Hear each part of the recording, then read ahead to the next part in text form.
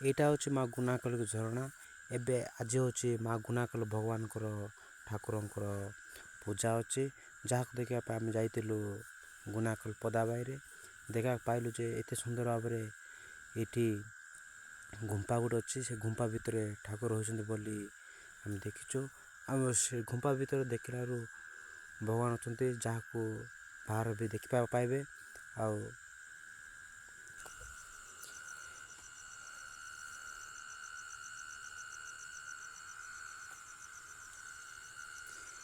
ଏଥିରେ ଭଗବାନଙ୍କୁ ନଡ଼ିଆ ଧୂପ ଆଉ ବିଭୂତି ପାଇବେ, ଯାହାକୁ ଲୋକମାନେ ଭଗବାନଙ୍କର ଦର୍ଶନ ପାଇଁ ବହୁତ ଭିଡ଼ ଅଛନ୍ତି।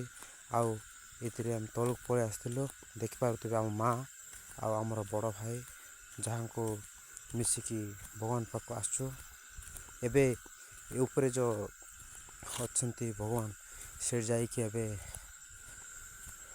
ଭଗବାନ କେମିତି ଅର୍ପିତ କରୁଛନ୍ତି ସେଟା ଦେଖାଯିବ। ଏବେ ଯାଉଛୁ। ଇଏ ହେଉଛନ୍ତି ଆମର ମାମା। ଏବେ ଦେଖିପାରୁଥିବେ ଠାକୁର କେମିତି କୁକୁଡ଼ା ଖୁଆଉଛନ୍ତି। ଆଉ କେହି ଅଛନ୍ତି ଯେ ଯେଉଁ ମାନସିକ କରିଥିବେ ସେଟା ମନସ୍କାମନା ପୂର୍ଣ୍ଣ ହେବା ପାଇଁ ଏଠିକି ଆସିକି ନିଜର ଦୁଃଖ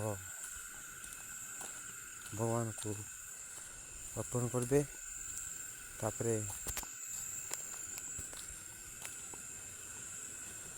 ଫୁଲ ଫିଙ୍ଗିବା ପାଇଁ ଆମେ କହିଥିଲାରୁ ଆମେ ଫୁଲ ଫିଙ୍ଗିଲୁ, ଯାହାକୁ ଭଗବାନଙ୍କର ଅର୍ପଣ କରିବେ।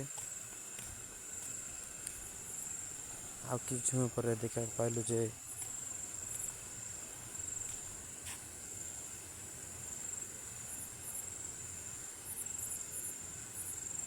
କୁକୁଡ଼ାକୁ ମୁଣ୍ଡ ଧରିକି ଦେଖିପାରୁଥିବେ ଭଗବାନଙ୍କୁ ଯେମିତି ଅର୍ପଣ କରିବେ, କେମିତି ପ୍ରାର୍ଥନା କରୁଛନ୍ତି।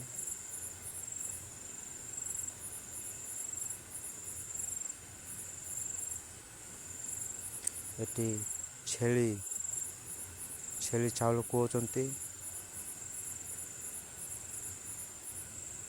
ଏଠି ବର୍ତ୍ତମାନ ଆମର ପାଳି ଆସିଯାଇଛି, ଯାହାକୁ ମା' ଚାଉଳ ଖୁଆଉଛନ୍ତି। ମା' ଚାଉଳ ଖୁଆଇଲା ପରେ ଆମ ବଡ଼ ଭାଇ ଚାଉଳ ଖୁଆଇବେ।